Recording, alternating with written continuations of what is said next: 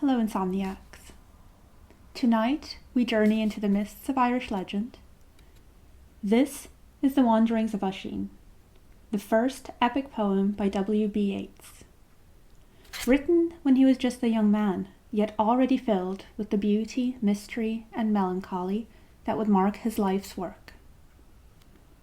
It tells of Oisín, last of the great warrior poets of the Fianna, who was lured away by Niamh, a woman of the fairy folk, to live with her in the land of youth. There, time flows differently. What feels like a few short years is, in the mortal world, centuries. This is a story of love, adventure, and the bittersweet ache of returning to a world that has moved on without you. Let its rhythm carry you, and let the ancient landscapes take shape in your mind as we begin The Wanderings of Oisín. The Wanderings of Oisín, Book 1, by William Butler Yeats. Saint Patrick, you who are bent and bald and blind, with a heavy heart and a wandering mind, have known 3 centuries poets sing of dalliance with a demon thing.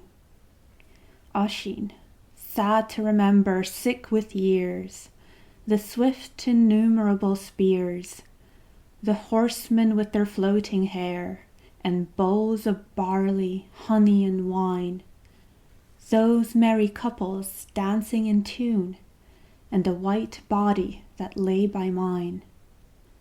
But the tale, though words be lighter than air, must live to be old like the wandering moon. Kilta and Conan and Finn were there when we followed a deer with our baying hounds, with Bran, Scolan, and Lomere, and passing the Firbolg's burial mounds, came to the cairn-heaped grassy hill, where passionate Maeve is stony still, and found on the dove-grey edge of the sea a pearl-pale, high-born lady who rode on a horse with bridle of findriny, and like a sunset were her lips, a stormy sunset on doomed ships. A citron colour gloomed in her hair, but down to her feet white vesture flowed, and with the glimmering crimson glowed of many a figured embroidery, and it was bound with a pearl-pale shell that wavered like the summer streams as her soft bosom rose and fell. Saint Patrick, you are still wrecked among heathen dreams.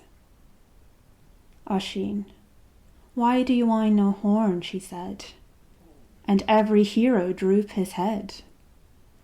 The hornless deer is not more sad than many a peaceful moment had, more sleek than any granary mouse, in his own leafy forest house, among the waving fields of fern.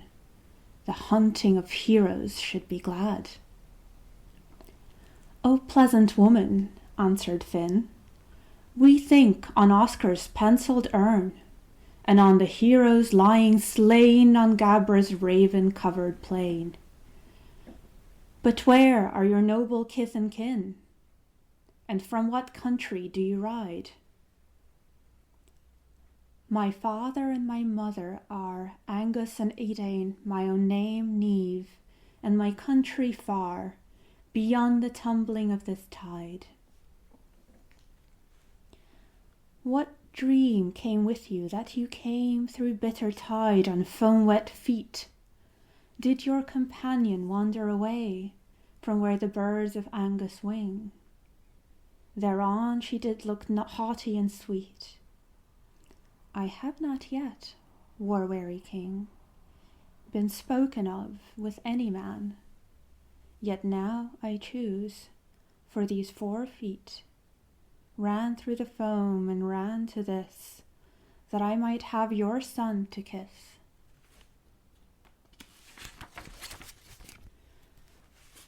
Were there no better than my son, that you through all that foam should run? I loved no man, though kings besought, until the Danann poets brought rhyme that rhymed upon Oisín's name. And now I am dizzy with the thought of all that wisdom and the fame of battles broken by his hands, of stories builded by his words, that are like coloured Asian birds at evening in their rainless lands. O Patrick, by your brazen bell, there was no limb of mine but fell into a desperate gulf of love. You only will I wed, I cried, and I will make 1,000 songs, and I set your name all names above, and captives bound with leathern thongs shall kneel and praise you, one by one, at evening in my western dun. O Oisín, mount by me and ride to shores by the wash of the tremulous tide, where men have heaped no burial mounds, and the days pass like a wayward tune, where broken faith has never been known, and the blushes of first love never have flown. And there I will give you 100 hounds, no mightier creatures bay at the moon, and 100 robes of murmuring silk, and 100 cows and 100 sheep, whose long wool whiter than sea froth flows, and 100 spears, and 100 bows, and oil and wine and honey and milk, and always never anxious sleep, while 100 youths, mighty of limb, but knowing nor tumult nor hate nor strife, and 100 ladies merry as birds, who when they dance to a fitful measure have a speed like the speed of the salmon herds, shall follow your horn and obey your whim.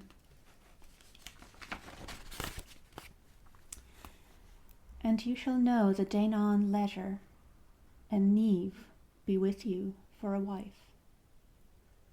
Then she sighed gently, it grows late. Music and love and sleep await, where I would be when the white moon climbs, the red sun falls, and the world grows dim.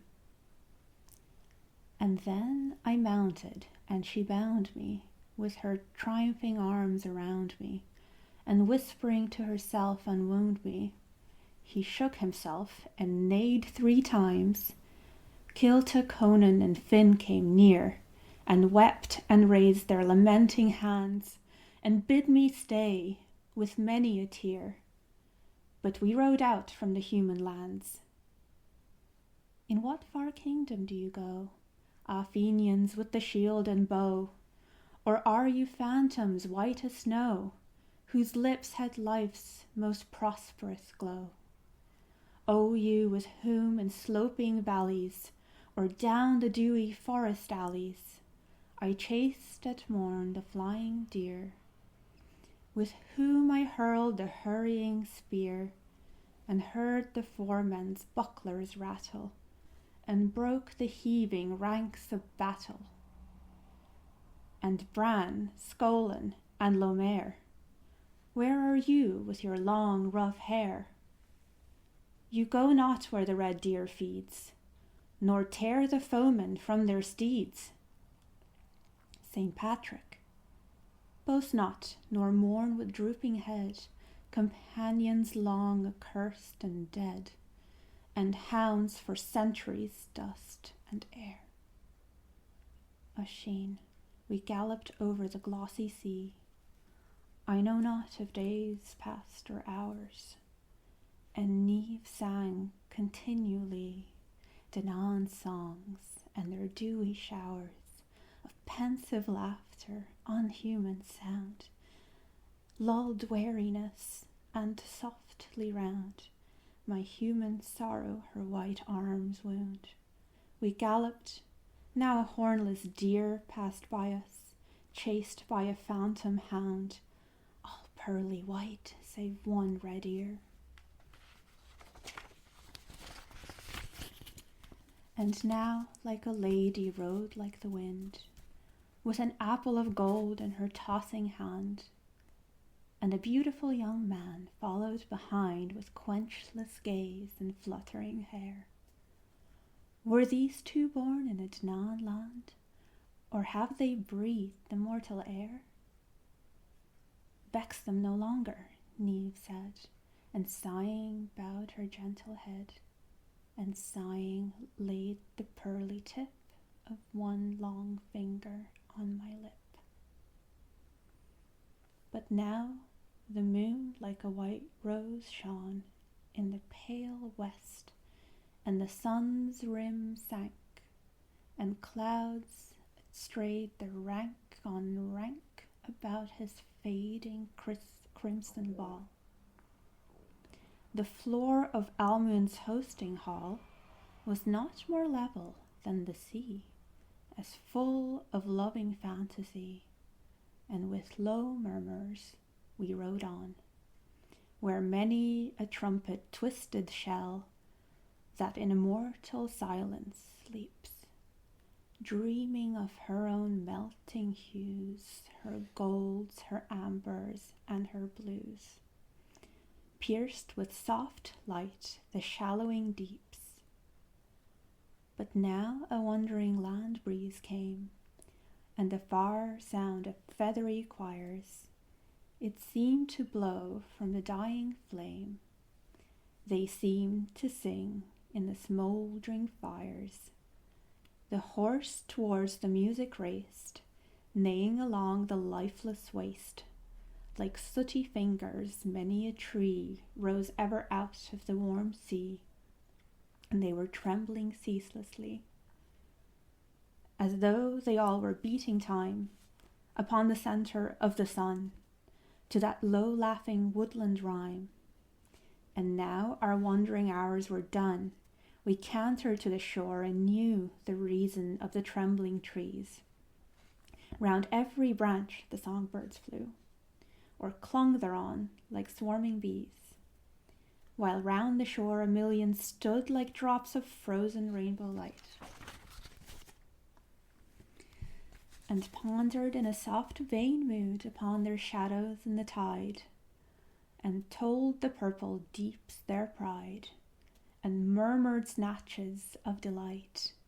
And on the shores were many boats with bending sterns and bending bows, and carven figures on their prows of bitterns and fish-eating stoats, and swans with their exultant throats. And where the wood and waters meet, we tied the horse in a leafy clump, and Niamh blew 3 merry notes out of a little silver trump, and then an answering whispering flew over the barren woody land, a whisper of impetuous feet, and ever nearer, nearer grew. And from the woods rushed out a band of men and ladies, hand in hand, and singing, singing all together. Their brows were white as fragrant milk, their cloaks made out of yellow silk, and trimmed with many a crimson feather. And when they saw the cloak I wore was dim with mire of a mortal shore, they fingered it and gazed on me, and laughed like murmurs of the sea. But Niamh, with a swift distress, bid them away and hold their peace. And when they heard her voice they ran, and knelt there every girl and man, and kissed as they would never cease her pearl-pale hand and the hem of her dress. She bade them bring us to the hall, where Angus dreams from sun to sun, a druid dream of the end of days, when the stars are to wane and the world be done. They led us by long and shadowy ways, where drops of dew in myriads fall, and tangled creepers every hour blossom in some new crimson flower. And once a sudden laughter sprang from all their lips, and once they sang together while the dark woods rang and made in all their distant parts with boom of bees and honey marts a rumour of delighted hearts. And once a lady by my side gave me a harp and bid me sing and touch the laughing silver string. But when I sang of human joy, a sorrow wrapped each merry face, and Patrick, by your beard they wept, until one came, a tearful boy. A sadder creature never stepped than this strange human bard, he cried, and caught the silver harp away, and weeping over the white strings, hurled it down in a leaf-hid hollow place that kept dim waters from the sky. And each one said with a long, long sigh, "O saddest harp in all the world, sleep there till the moon and the stars die." And now, still sad, we came to where a beautiful young man dreamed within a house of wattles, clay, and skin. One hand upheld his beardless chin, and on a sceptre flashing out wild flames of red and gold and blue. Like to a merry wandering rout of dancers leaping in the air, and men and ladies knelt them there, and showed their eyes with teardrops dim, and with low murmurs prayed to him, and kissed the sceptre with red lips, and touched it with their fingertips. He held that flashing sceptre up. Joy drowns the twilight in the dew, and fills with stars night's purple cup, and wakes the sluggard seeds of corn, and stirs the young kid's budding horn, and makes the infant ferns unwrap, and for the peewit paints his cap and rolls along the unwieldy sun, and makes the little planets run. And if joy were not on the earth, there were an end of change and birth, and earth and heaven and hell would die, and in some gloomy barrow lie, folded like a frozen fly. Then mocked death and time with glances, and wavering arms, and wandering dances. Men's hearts of old were drops of flame that from the saffron morning came, or drops of silver joy that fell out of the moon's pale twisted shell.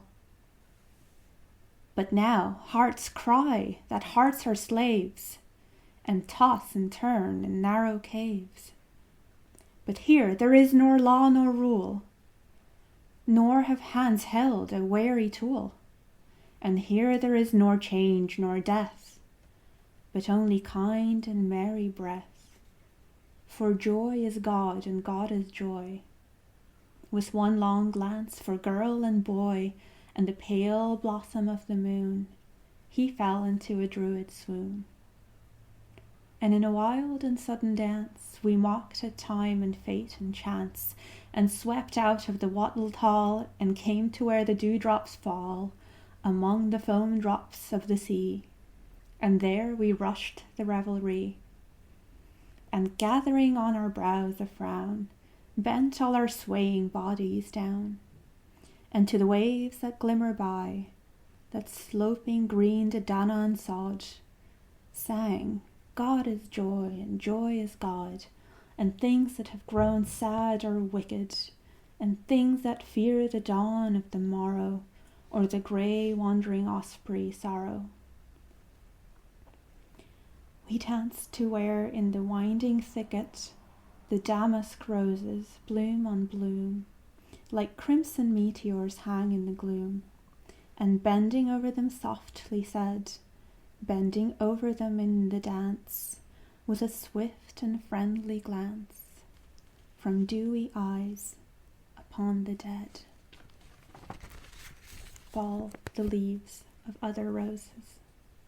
On the dead dim earth encloses, but never, never on our graves, heaped beside the glimmering waves, shall fall the leaves of damask roses.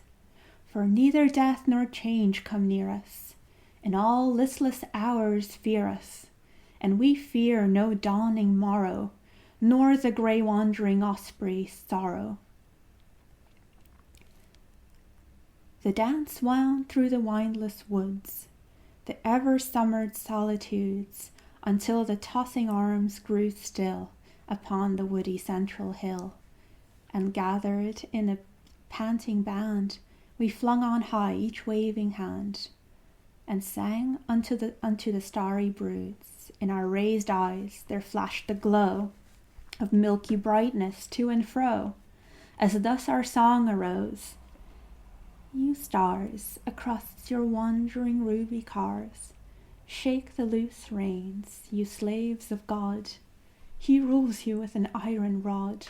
He holds you with an iron bond, each one woven to the other, each one woven to his brother, like bubbles in a frozen pond.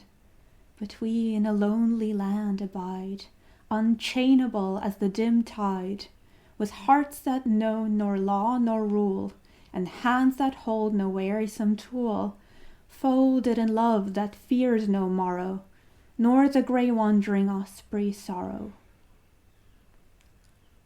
O Patrick, for 100 years I chased upon that woody shore the deer, the badger, and the boar. O Patrick, for 100 years at evening on the glimmering sands, beside the piled-up hunting spears, these now outworn and withered hands wrestled among the island's bands. O Patrick, for 100 years we went a-fishing in long boats,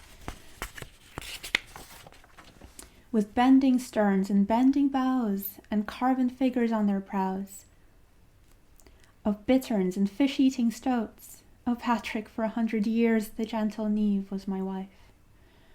But now 2 things devour my life, the things that most of all I hate, fasting and prayers. St. Patrick, tell on. Oisín, yes, yes, for these were ancient Oisín's fate, loosed long ago from heaven's gate, for his last days to lie in wait. When one day by the tide I stood, I found in that forgetfulness of dreamy foam a staff of wood, from some dead warrior's broken lance. I tightened it in my hands, the stains of war were on it, and I wept, remembering how the Fenians stepped along the blood-bedabbled plains, equal to good or grievous chance. Thereon young Neve softly came and caught my hands, but spake no word, save only many times my name, in murmurs, like a frightened bird. We passed by woods and lawns of clover, and found the horse and bridled him, for we knew well the old was over. I heard one say, his eyes grow dim with all the ancient sorrow of men, and the wrapped in dreams rode out again with hoofs of the pale Findriny over the glimmering purple sea. Under the golden evening light, the immortals moved among the fountains, by rivers and the woods old night.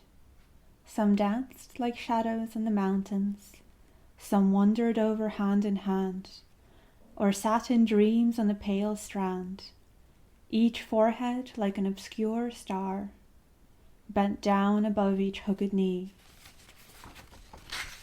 and sang, and with a dreamy gaze watched where the sun in a saffron blaze was slumbering half in the sea ways. And as they sang, the painted birds kept time with their bright wings and feet. Like drops of honey came their words, but fainter than a young lamb's bleat. An old man stirs the fire to a blaze in the house of a child, of a friend, of a brother. He has overlingered his welcome. The days, grown desolate, whisper and sigh to each other. He hears the storm in the chimney above, and bends to the fire and shakes with the cold, while his heart still dreams of battle and love, and the cry of the hounds on the hills of old. But we are apart in the grassy places, where care cannot trouble the least of our days, or the softness of youth be gone from our faces, or love's first tenderness die in our gaze. The hare grows old as she plays in the sun, and gazes around her with eyes of brightness. Before the swift things that she dreamed of were done, she limps along in aged whiteness. A storm of birds in the Asian trees, like tulips in the air a-winging, and the gentle waves of the summer seas, that raise their heads and wander singing, must murmur at last, "Unjust, unjust," and "My speed is a weariness," falters the mouse, and the kingfisher turns to a ball of dust, and the roof falls in of his tunnelled house. But the love-dew dims our eyes till the day when God shall come from the sea with a sigh, and bid the stars drop down from the sky, and the moon like a pale rose wither away. Good night.